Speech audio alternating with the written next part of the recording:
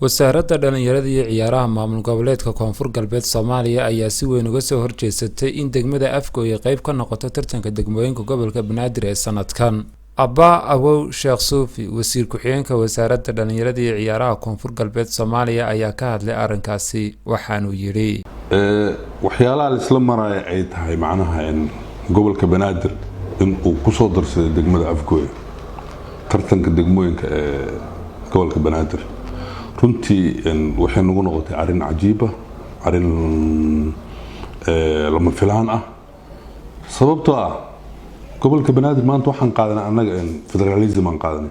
Federalismkana macnihiis in la fahmaa fiican. Federalismku wuxuu yahay dowladda Koonfur Galbeed Soomaaliya South West waxay mathalaysaa saddexda gobol Baay, Bakool, Shabeellaha Hoose mathalaysaa. Wax kasta oo laga rabo waxa la weydiiyaa madaxdeeda ama wasaaradda qusaysa. wasiir Abba Awow Sheekh Suufi ayaa sheegay in koox matalaysa degmada Afgooye aanay ka qayb gali doonin tartankaasi degmooyinka gobolka Banaadir, isagoo sheegay in degmada Afgooye ay tahay degmo ka tirsan gobolka Shabeellaha Hoose ee dalka Soomaaliya. waxaanu yiri in aysan ka qayb gali karin degmooyinka ama gobolada ay ka mid tahay South West dowlad goboleedka Koonfur Galbeed inaysan ka qayb gali karin wax degmo ah gobolka Banaadir tartamadiisa uusan ka qayb gali karin ayadoo aysan ogeyn wasaaradda dhalinyarada sportska, ayadoo aysan ogeyn gudoomiyaha gobolka, ayadoo aysan ogeyn gudoomiyaha degmada.